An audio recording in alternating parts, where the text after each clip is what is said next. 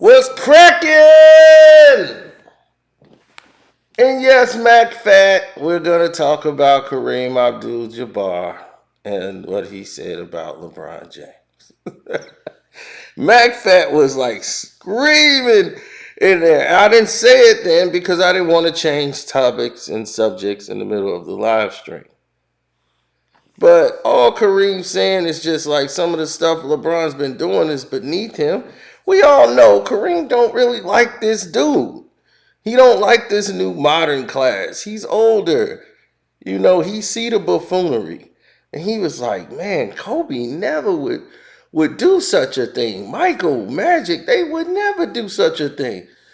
Why is this guy doing all this silliness, this dancing around? He don't like the antics that comes along, the politicalness, the way LeBron is picking and choosing his spots, and he's like on both sides of the coin. Now, before they got beat by Denver, he was just saying some of the things that he do. He just like, look, some of the great things he's done. He's been on standing on both sides of the fence. It makes him kind of hard to accept when he's like, committed to a different take on everything. It's hard to figure out where he's standing. You got to check him out every time. Kareem was saying that because he's seen how LeBron James operates. And the way LeBron James operates, it's sad.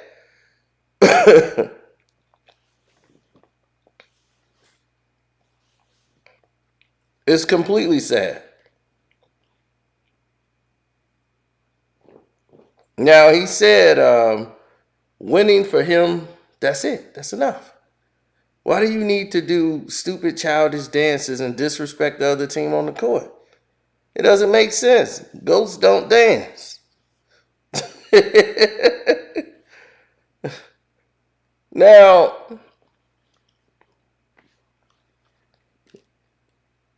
they were saying like if all the stuff LeBron has done is like basically this losing is a blow to his worthy legacy. He believes it is because it's an implication is that LeBron doesn't understand the difference amongst the three illnesses of COVID, cold, and the flu. So that's what he was presented with, like in the press and all this stuff. So prior to critiques and all these different things and explanations, this is what he was talking about. So he was like, absolutely, he got a higher expectation for LeBron because he's supposed to and understand, the issues and spoken to people quite forcefully, but eloquently. He said, I think he got so much going on in terms of respect and accomplishments that, he shouldn't stoop for those moments. And Carmelo comes out and speak for LeBron, and LeBron's like, I ain't got no comment on Kareem. You ain't got no comment because you can't comment on Kareem. Now, he said he would take the time, if LeBron would take the time, he would sit down and talk with LeBron. He's like, I admire things that he's done, and he's gotten all the attention, sending the whole school to college. That's amazing. His thoughtfulness and willingness to back it up with his wallet. You got to give him credit for that. So I'm not throwing stones. I just wish he wouldn't, you know? Some of the things he's done, he should be embarrassed about. That's just where I'm coming from. Now, the Lakers didn't really like this because it looked bitter. And they were like, come on, man. We trying to get this whole ceremony thing when he passed you in the points. And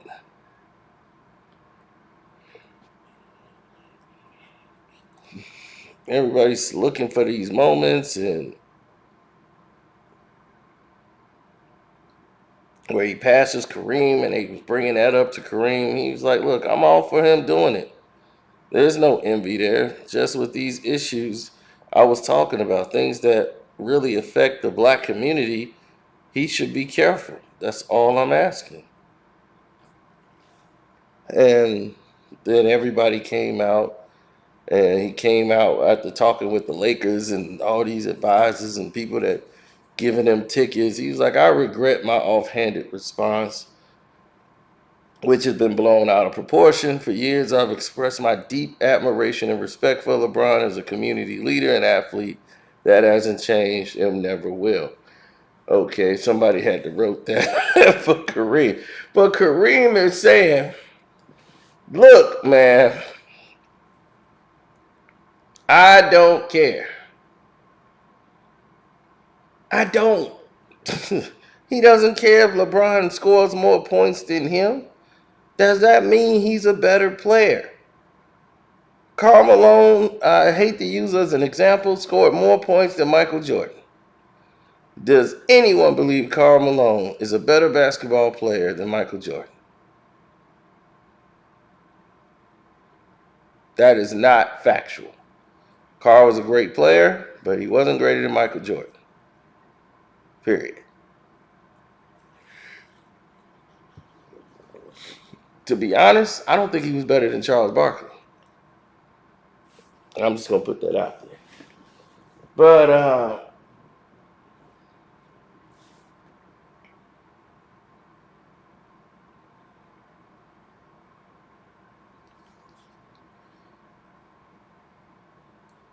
the aspect of how we played the game and the things that we did as people that seen how the game was played, and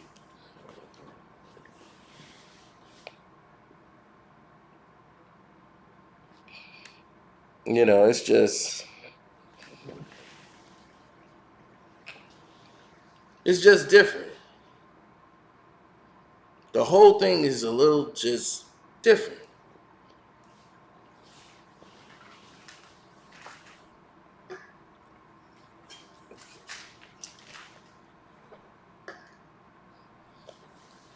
Now, for me, things always change. There was always a change in the scenario. There was always a change in the back room. There was always a change to the way things were done. The Lakers are 4-16 since the All-Star break. The second worst in the entire NBA. Portland is last.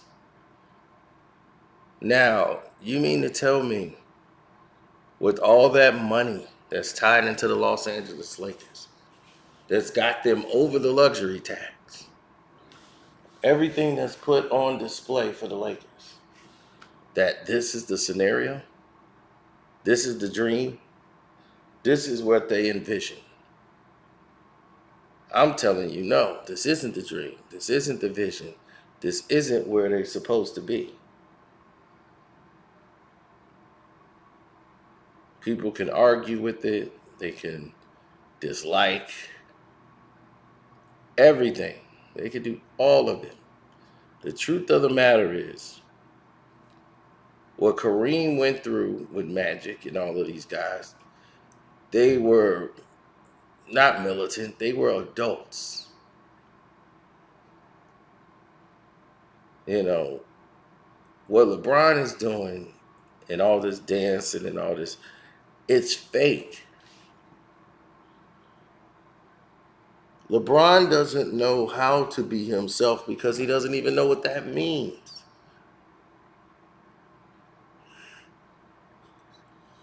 LeBron has no clue, no idea, no direction, no anything when it comes to making decisions.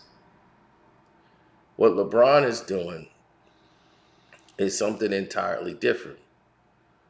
What he's actually doing is taking all of his ills, all of his wants, all of his needs. He's taking all of that away in one fell swoop.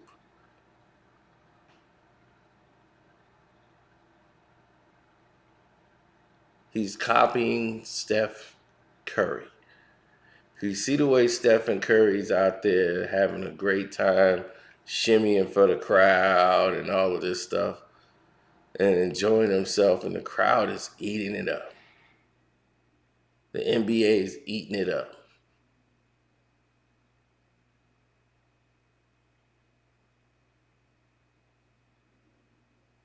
You heard Giannis. What did he tell Steph Curry? This is your fault. This is your fault. You changed the league. So that's why Giannis, when he hit those threes, Giannis, this is your fault. This is your fault I do this. You changed the game. They know that Steph changed that game. And you've been in the Steph Curry era, not the LeBron era. Since 2015, he has taken over the NBA. It's his. But he don't care about the limelight like LeBron do. The winning is enough for him. But these little kids, they ain't trying to be LeBron. They want to be like Steph. Now the Ja Morants, Steph Currys. These are the faces of the NBA. Dame was hurt basically the whole season. Bull it.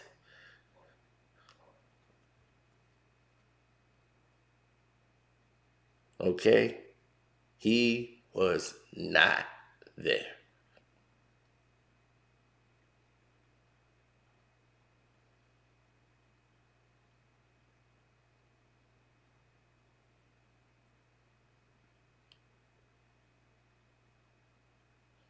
Well,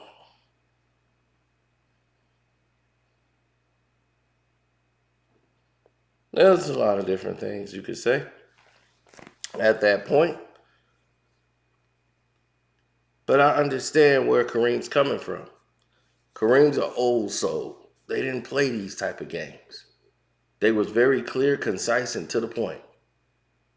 And to the point meaning, I know you and you know me. As far as they never sat down and had a one-on-one. How you, LeBron James, talking about eclipsing the greatest Laker since Kobe Bryant and Magic? He was the foundation, the leading scorer, and you're playing on the Lakers, and you have not sat down and had a conversation with Kareem. How could that be? You ran over and hugged Michael Jordan so you could just have that moment for television. But you didn't run over to Kareem. You didn't make that notion known. You see what I'm saying? You see, like, it's phony. But then if he passes Kareem, be like, Kareem, you always been an idol of mine. I respect you and respect your game. And I don't think I could ever surpass you in life. You know, it's just another milestone, an accomplishment, but nobody I don't think has surpassed the great Kareem Abdul Jabbar. And you've done so much for the game and for people. It's going to be so phony and fake. But it's like Kareem is a Laker. He's at games. You could talk to Kareem. You in LA. But when you running out here faking it and you're being phony, people can see and they could tell right away if you're authentic or, what have you. What we have to do as people is to stop patting the phonies on the back. We're forever doing that. LeBron James, oh man, he's the greatest thing ever. No, he's not. He's attempting the most shots he's ever attempted in his life. He's leading the NBA in shot attempts.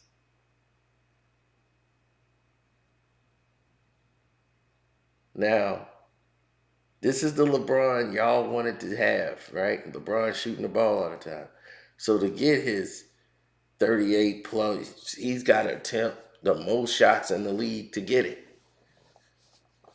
They've even incorporated a magnet ball to help him out.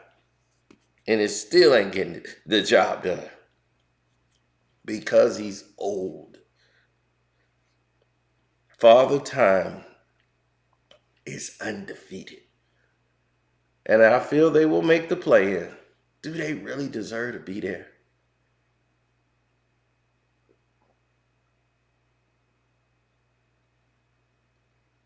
Do they really deserve to be in the play in?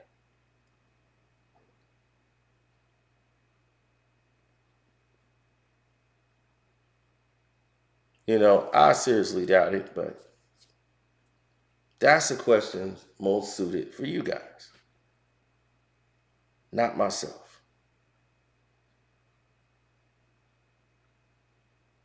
So y'all let me know. Do you feel Kareem is right in this situation? Because to me, Kareem was more dominant as a basketball player. I feel that from his position, he had an impeccable career.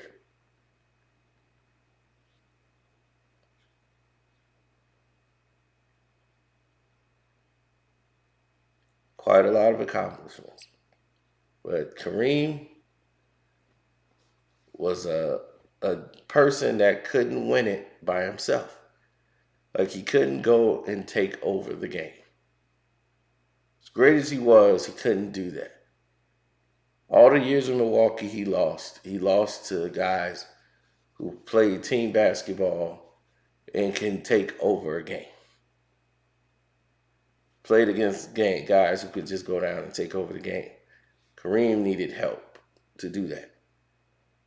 And he couldn't, as great as he couldn't get the job done until he had people that could play with him when he got the Big O and Oscar Robertson. That was the help he needed. Boom, NBA champions. But you've never seen anything like that before. Well, you got two of some of the greatest players that ever played the game on the same team, just take it apart, the league. With a snap of a finger, that championships team that they had was illegal. Just with those two. Now, looking at the scope of what built the Lakers and what the Lakers are made of and all of this different rah, rah, rah, you're looking at a team that can make certain moves when they need to. The Lakers, are they really this bad? Yeah, because guys have quit on each other. You got the coach who basically quit in his position because he knows he's going to be removed after the end of the year. They've already had that talk with him. Fogel is gone. So his nothing he could do unless besides winning the NBA championship would keep his job, which isn't even on the table. This season's over. Um,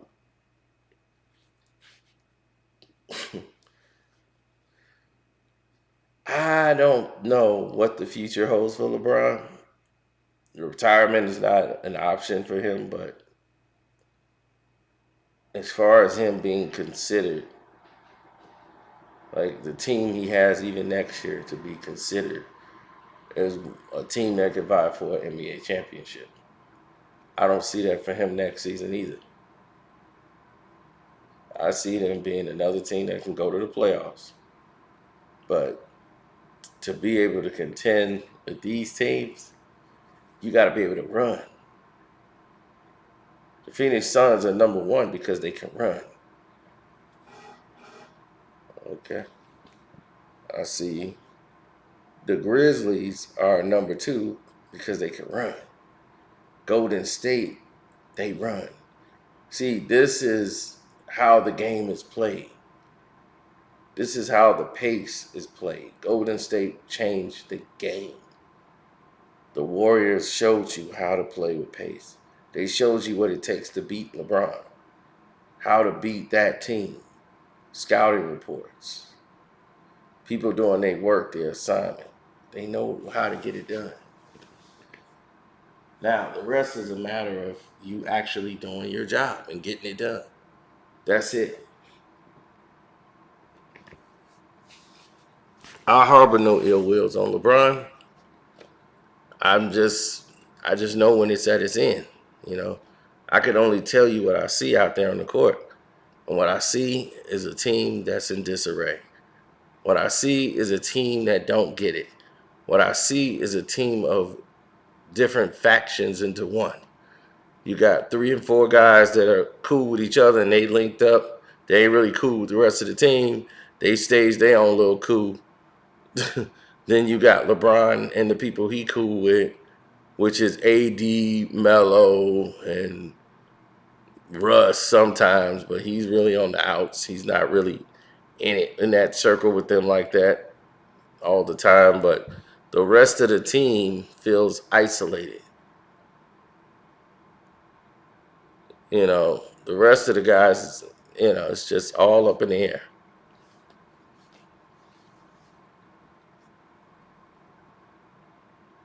It's hard to take the Lakers seriously because the Laker fans are delusional because they're not really Laker fans, the guys that you're seeing. Laker fans, real Laker fans, they know I'm right. They mad about it, but they know that I'm right. They want LeBron gone now. They don't care about him passing Kareem. Go somewhere else. We don't want you. They don't. It's the LeBron fans that came over to the Lakers and started wearing LeBron jerseys. Those are the guys that got to go.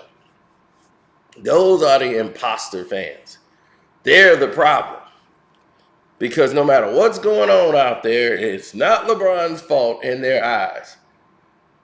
You can show them the tape. You can show them all the footage. You can see it in real life, in real time. But they just don't want to see it. For some reason, their brains are programmed to turn that off and say, that's not happening out there. That man ain't doing that. No, that man is doing that. He's doing absolutely nothing. He's not helping. He's not communicating. And if that's the case, how are we going to get better?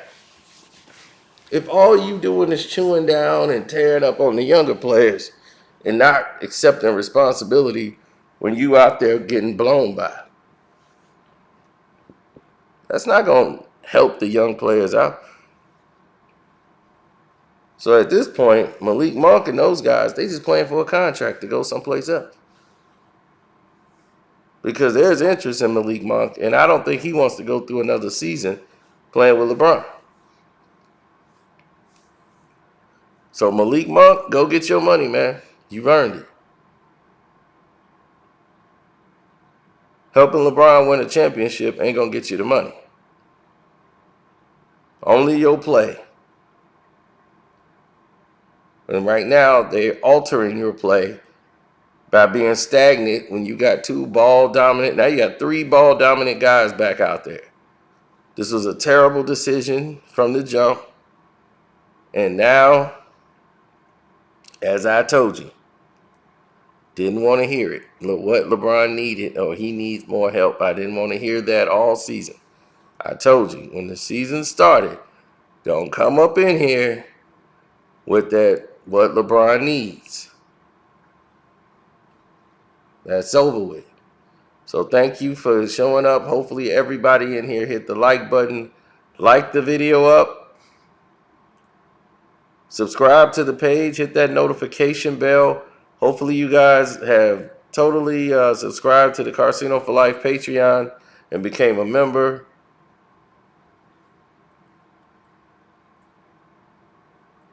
Yes, sir.